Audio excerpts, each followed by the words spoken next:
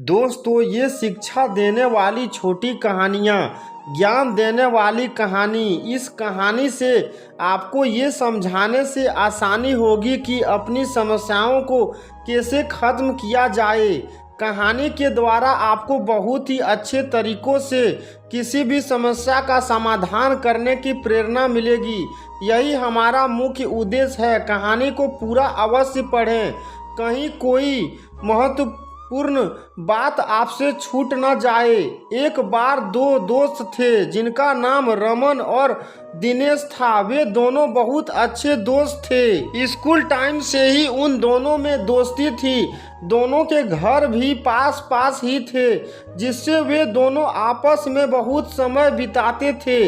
दोनों एक साथ पढ़ते थे, एक साथ खेलते थे, यहाँ तक कि कभी कभी शाम का खाना भी एक साथ ही खाते थे। लेकिन दोनों के काम करने के तरीके में काफ़ी अंतर था। दिनेश अपने काम को बहुत जल्दी करता था और ये कोशिश करता था कि वह सबसे पहले काम को ख़त्म कर दे, यानी कि वह बहुत जल्दबाजी में रहता था। और रमन अपने काम को भले ही धीमी गति से करता, लेकिन वह सोच समझ हर एक पॉइंट को ध्यान से रखकर करता था, जिससे बाद में उसके किए कार्य में कोई दिक्कत ना हो। दिनेश अक्सर अपने काम में गलती कर बैठता था, लेकिन रमन हमेशा ही काम में ज़्यादा समय लेता, लेकिन एकदम परफेक्ट रिजल्ट देता था। एक बार रमन और दिनेश दोनों सुबह की मॉर्निंग वॉक पर चल दिए और चलते चलते दोनों में बातों में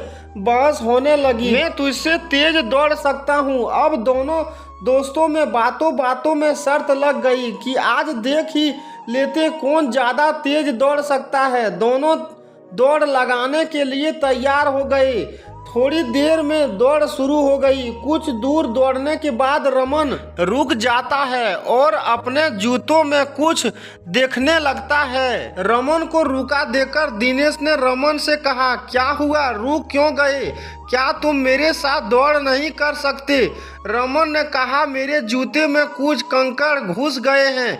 मैं इनको निकालने के बाद ही दौड़ सकता हूँ, वरना मैं कुछ ही दूर जाने के बाद चल नहीं पाऊंगा। यह सुनकर दिनेश हंसने लगा और कहने लगा कि मुझे किसी पत्थर का डर नहीं लगता है। मैं बिना पत्थर निकालने ही दौड़ पूरी कर सकता हूँ, और आगे निकल गया। रमन कुछ देर बाद अपने जूतों से कंकड़ निकाल कर दौड़ने लगा।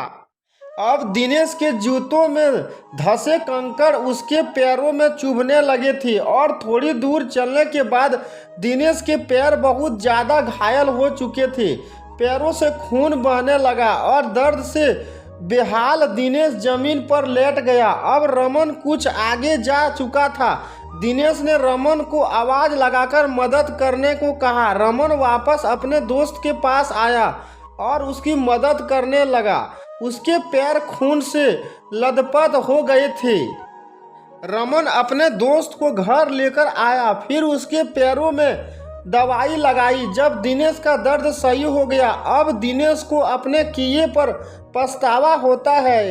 यह कहानी हमें एक ही बार में कई बातें सिखाती है। एक कि हमें अपनी समस्याओं को बड़ी होने से पहले ही खत्म कर देना चाहिए। जैसे रमन ने अपने जूतों से कंकड़ पहले ही समय रहते निकाल लिए थे, उसी प्रकार हमारी अनेक समस्याओं, जो कोई बीमारी हो सकती, कोई रिश्तों में गलतफहमी हो सकती है, या कोई और भी समस्या हो, उसे तभी खत्म कर देना चाहिए जब समस्या छोटी हो। क्योंकि जब समस्या देखते देखते ही बड़ी हो जाती है, तो फिर उसे सही करना मुश्किल हो जाता है। दूसरी, जल्दबाजी हमेशा नुकसानदायक होती है। जैसे दिनेश ने दौड़ में जल्दबाजी दिखाई थी और अपने जूतों में फंसे कंकड़ को निकालना भी जरूरी नहीं समझा, और फिर जो नतीजा मिला वो बहुत ही खराब था। उसी तरह किसी भी कार्य को करने में जल्दबाजी नहीं करनी चाहिए, बल्कि उसे सही ढंग से करने पर ज़्यादा जोर देना चाहिए, जिससे कार्य एक ही बार में सही तरीके से हो सके। तीसरी बात ये कि हमें सिर्फ सफलता को ही लेकर चलते हैं, लेकिन हमें अपनी सफलता के लिए सभी पहलुओं में कार्य करना चाहिए। जैसे दिनेश का टारगेट सिर्फ रेस को जीतना था, लेकिन उसने ये नहीं सोचा कि मुझे रेस जिताने के लिए अपने जूते और पैर का सही होना जरूरी है। दूसरी तरफ रमन ने रेस जीतने को अपना सीधा लक्ष्य न बनाकर उसे रेस जीतने में उपयोग होने वाले सभी पहलुओं पर ध्यान दिया, तभी वह रेस जीत सका।